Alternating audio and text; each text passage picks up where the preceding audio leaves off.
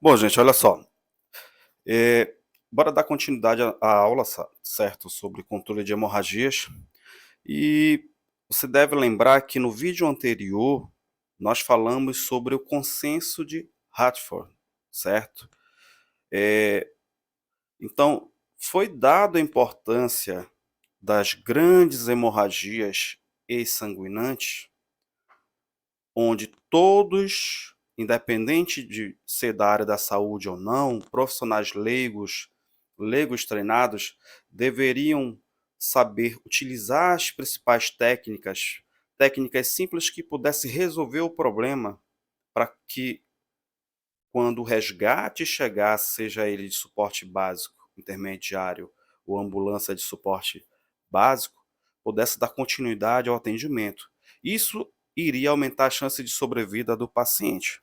Então, o primeiro socorrista que vai dar a primeira resposta, ele tem que ser treinado, tá certo? Então, a partir daquele momento, foi realmente percebido que, certo? Que o sangramento descontrolado é a causa número um de morte evitável por trauma, certo? Daí a importância de que todos os socorristas, certo? Sem exceção, deva saber utilizar, certo? As técnicas necessárias para tentar controlar aquela hemorragia sanguinante, tá certo? Então, o sangramento descontrolado é a causa número um de morte evitável por trauma.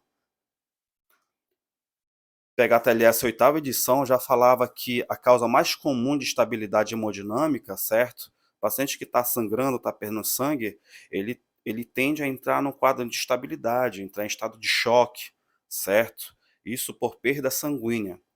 Se não controlar aquela hemorragia, aquela grande hemorragia sanguinante, ele iria evoluir com mau prognóstico, certo? Paciente com parada cardiorrespiratória, com perda sanguínea exsanguinante, certo? A gente ia ter que liberar as vias aéreas, fazer as ventilações, fazer as compressões sobre o tórax do paciente, dar choque no paciente, mas também a gente tem que fazer o quê? Controlar aquela grande hemorragia sanguinante, tudo bem? Então, a causa mais comum de estabilidade hemodinâmica no traumatizado, certo? É realmente decorrente de perda sanguínea, certo? Então, a instabilidade ela vai estar presente nesses tipos de situações, tá? Bom, olha só, o sangramento externo, assim como interno, é a causa mais comum de morte evitável por trauma. No nosso caso aqui, nesse curso, a gente vai falar exclusivamente sobre a hemorragia externa, as hemorragias exsanguinantes, tá? Mas a gente está dando ênfase também na hemorragia interna, daí a importância de tentar controlar as hemorragias internas. A gente sabe que no pré-hospitalar é mais difícil controlar as hemorragias internas. Então, esse tipo de paciente é, é monitorar e transportar o mais rápido possível, certo? Para o hospital, tudo bem? Então, a gente vai dar ênfase nas hemorragias exsanguinantes. Veja bem que o PHTLS nona edição, a partir do PHTLS nona edição, foi colocado no mnemônio do ABCDE o X da vida. Antes da nona edição, se falava em vias aéreas como como uma das prioridades. As vias aéreas, a respiração, a circulação, a deficiência neurológica, a exposição ao ambiente, que é o ABCDE da vida, né, dentro da avaliação primária da vítima, certo? Então, antes da nona edição, não se falava falando do PHTLS civil, tudo bem? Então, não se falava das grandes hemorragias. Aí estava incluído a hemorragia lá no C da vida, tá? Então, a partir da nona foi incluído o quê? O X. Então, vários protocolos mundiais perceberam a importância das grandes hemorragias externas. Então, por exemplo, no protocolo X, no protocolo ABCDE da vida, do PHTLS, né, que é uma referência dentro do atendimento pré-hospitalar para a gente, foi incluído o X da vida, certo? Então, antes do nona edição, se falava em ABCDE da vida. e a partir da nona edição do PHTLS eh, foi incluído no caso o X da vida, que são as grandes hemorragias sanguinantes, as grandes hemorragias externas, tá certo? Isso no PHTLS nona edição, tudo bem? Agora, se a gente for para o PHTLS militar, já se falava em grandes hemorragias externas, por exemplo, o protocolo MARCH, certo? Onde o M seria as grandes hemorragias massivas. A gente vai falar sobre esse protocolo ainda hoje nessa aula, tá? E então o M seria as grandes hemorragias, então já se falava muito há muito tempo sobre as grandes hemorragias no protocolo militar, certo?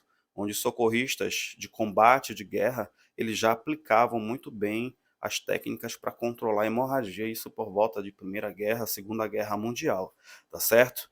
Tudo bem assim? Bom, olha só, o sangramento descontrolado é a causa número de morte evitável por trauma. Isso é uma fonte do PHTLS, tá? Então, se a gente for levar em consideração, tá, o X da vida, já a partir do nona edição do PHTLS, tá? Que o E tá em maiúsculo, mas eu deveria colocar aqui em minúsculo, tá, gente? Foi um erro de digitação, tudo bem? Bom, e aqui o X da vida, em maiúsculo, para dar ênfase ao X, às grandes hemorragias externas, tá? Bom, olha só, dentro do X da vida, certo? Isso no PHTLS nona edição, o programa Stop the Bleed utiliza um mnemônico, certo? Que é o ABC do controle de hemorragia, onde o B é o sangramento e está justamente nessa, nessa letrinha X aqui, tá? As grandes hemorragias exsanguinantes, tudo bem? Então, uma lesão hemorrágica, ela pode acontecer em qualquer lugar, pessoal, qualquer lugar. Seja num acidente de trânsito, por exemplo, uma colisão entre carro, um anteparo, onde o paciente ele bate a cabeça, ele vai ter um sangramento dentro do crânio, onde ele bate o tórax, o abdômen, ele pode ter um sangramento dentro da cavidade torácica ou abdominal, uma fratura de membro com sangramento ativo, tudo bem? Então, a gente pode se deparar com qualquer tipo de sangramento, tá? Então, no caso, a nona edição do PHTLS, ele introduziu justamente o X na sequência do ABCDE da vida, né? Como primeira letra para dar ênfase no sangramento descontrolado, tudo bem? E o programa Stop the Bleed, ele utiliza justamente do B, certo? O B, que é o sangramento, e a gente leva em consideração também o X da vida, certo?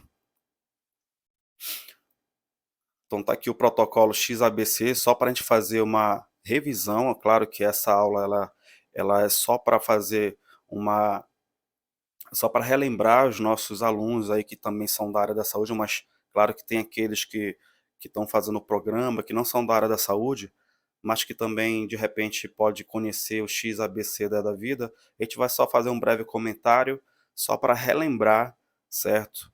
Só para que o aluno relembre, principalmente que ele já atua na área, tá? Então, dentro do protocolo do XABC, veja bem que o X já se encontra nesse protocolo, tá? No protocolo a partir da nona edição do PHTLS, a gente já está na 10ª edição, tudo bem? E o X para a gente são as grandes hemorragias. Veja bem que aqui eu já corrigi, tá, gente?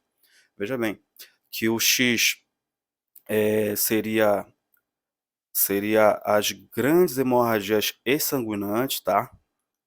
Aqui o A seriam as vias aéreas, que seria o tubo que faz parte do sistema respiratório. Esse tubo ele precisa estar livre para entrada e saída de ar, tá? Se esse tubo não estiver livre para entrada e saída de ar, vai comprometer o próximo passo, que é a respiração, tá? Então a respiração é o B, né? Respiração e ventilação. Respiração e ventilação são duas situações diferentes, tá? A respiração é onde a gente percebe que quando o ar entra para os pulmões e a nível de alvéolos pulmonares, a gente tem troca gasosa, tá? Então, se o paciente tiver algum problema na relação de de oferta e consumo de oxigênio, certo? E se ele tiver uma má distribuição, se eu tiver um problema de difusão, que é a troca gasosa, e a perfusão, que é a distribuição desse oxigênio para toda parte do corpo, esse paciente entra em estado de choque, certo? Daí a necessidade de fazer as ventilações, que seriam justamente as técnicas manuais, que vai desde a uma ventilação com respirador manual, administração de uma máscara não reinalante e assim por diante, tá? Aí o próximo passo seria o C, que seria a circulação e o controle de hemorragia, tá? Aqui, olha só, o C já se falava de controle de hemorragia, e a partir da nona edição do PHTLS deram mais ênfase ao controle de hemorragia. Então, o C, a gente avalia o estado de choque do paciente, tá? Avalia o estado de choque do paciente para saber se ele está em estado de choque hemorrágico, tá? Por exemplo. Então, o C entrou o X e a gente está dando mais ênfase às grandes hemorragias externas, tá? O D seria a deficiência neurológica, tá? O estado neurológico. A gente não vai falar sobre o estado neurológico, a escala de coma de Glasgow, certo? Porque a gente vai dar ênfase realmente a, às hemorragias sanguinantes, tá? E o E é exposição ambiente. Exposição ambiente. Então, o D, estado neurológico, e o E, exposição ambiente, onde a gente faz o controle da hipotermia, tá? Então, pacientes que entram no quadro de hipotermia, certo? A hipotermia ela está relacionada com as causas de morte no paciente. Então, a gente precisa manter, aquecer o paciente, tá? E controlar a hipotermia.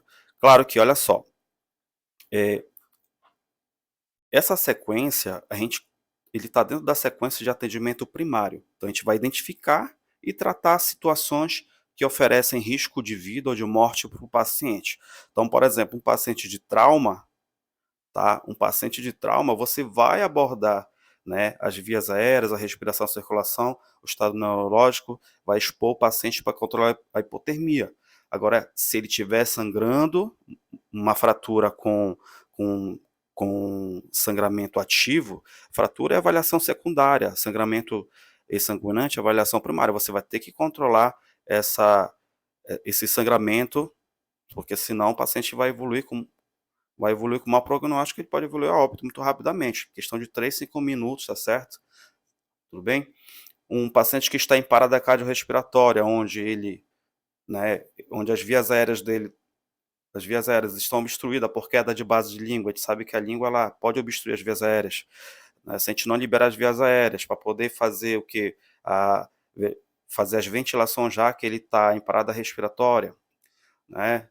Fazer as compressões, já que ele não se encontra, não tem pulso, e a gente está fazendo as compressões, dar choque no paciente, certo? Já que esse paciente tem um problema, além de mecânico, um problema elétrico, e dependendo da modalidade de parada cardíaca, a gente pode dar choque ou não, e aí, do que vai adiantar você utilizar de todo esse recurso, desde o controle de uma hipotermia, se esse paciente tem uma fratura com sangramento ativo, a gente vai ter que controlar essa hemorragia externa, essa hemorragia sanguinante, tá certo? Então daí a importância de você identificar o que é prioridade e o que não é prioridade. Uma fratura, certo? É, uma fratura com sangramento ativo, é claro que a prioridade vai ser o sangramento ativo, as grandes hemorragias, tá certo? Então, lembrando que o B, ele está dentro aqui, olha, do B, seria aqui o ABC do controle de hemorragia do programa Stop the Bleed, certo? O B ele está justamente aqui, ó, nas grandes hemorragias externas, tá? Bom, olha só, ABC do controle de hemorragias. Qual é o objetivo? É identificar o sangramento e parar, utilizando dessas 3 técnicas aqui. Seria a compressão direta, preenchimento de ferida com gás, agente hemostático ou não, certo? Utilização do torniquete, tudo bem? Então, o objetivo é justamente identificar as grandes hemorragias, já que sangramento descontrolado é a causa número 1 de morte evitável por trauma. Você vai identificar esse sangramento ativo, por exemplo, aqui uma imagem, aplicação de um torniquete, está aqui o sangramento ativo, tá? Você vai identificar o sangramento ativo e parar e parar o sangramento utilizando dessas 3 técnicas aqui, que seria a compressão direta e o compressão direta, preenchimento de ferida e a utilização do torniquete, tá? Lembrando que, a avaliação primária, você vai identificar e tratar situações que oferecem o risco de morte à vítima. Falamos agora há pouco do X, ABC da vida, tá? Então a gente vai procurar o sangramento, ó, aqui, ó, vai procurar o sangramento que ameaça a vida. E geralmente são sangramentos arteriais, sangramentos venosos, certo? Aquele sangramento ativo. Esses sangramentos, eles são sangramentos que vão ameaçar a vida do paciente. Pessoal, 3 a 5 minutos, o paciente evolui a óbito muito rapidamente, né? Ele apaga muito rápido se a gente não controlar essa hemorragia. Aí pensa, um resgate que demora 15, 30 minutos, 1 hora ou mais tempo, certo? Ele vai ficar sangrando se o primeiro socorrista que estiver lá não controlar essa hemorragia, ele vai evoluir a óbito muito rapidamente, tá?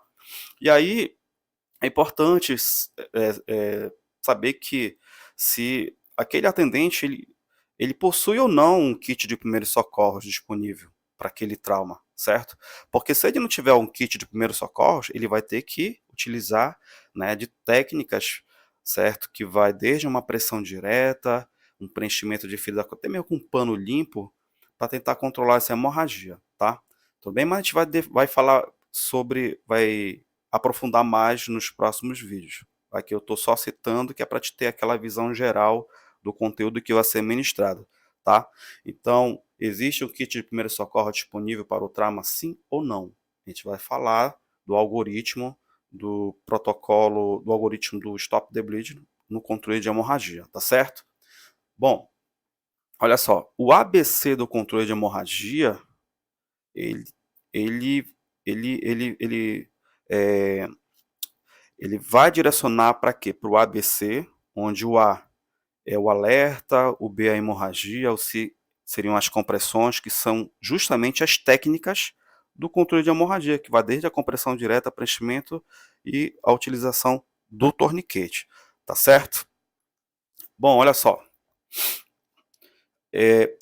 existe o protocolo MASH, que é o protocolo do PHTLS militar, tá bom? Do atendimento tático de acidentes em combate, onde os socorristas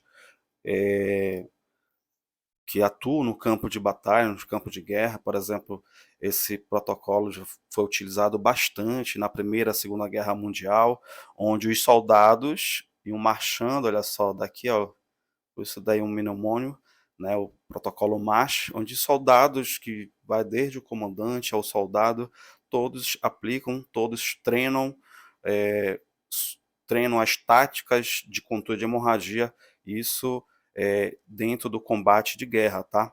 Então, o atendimento tático de acidente em combate utiliza bastante esse protocolo, tá bom? Que é o protocolo MASH.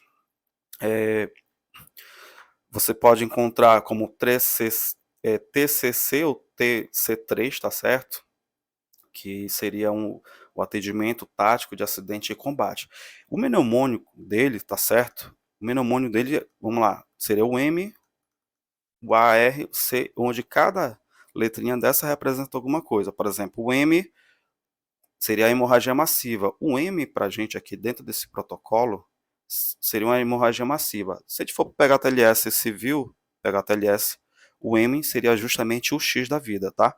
O A continua com vias aéreas, o R respiração, o C circulação, tá?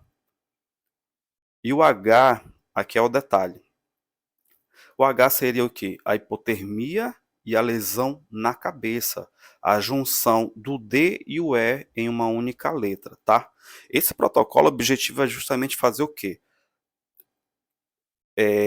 Como é um local de difícil acesso, um local de risco, o objetivo é retirar o mais rápido possível aquela vítima do cenário de guerra para dar continuidade, certo, no atendimento dessa vítima, controlando aquelas hemorragias, liberando as vias aéreas, fazendo com que ele possa respirar, tenha uma boa frequência cardíaca, certo, para evitar com que ele entre num estado de choque, tudo bem?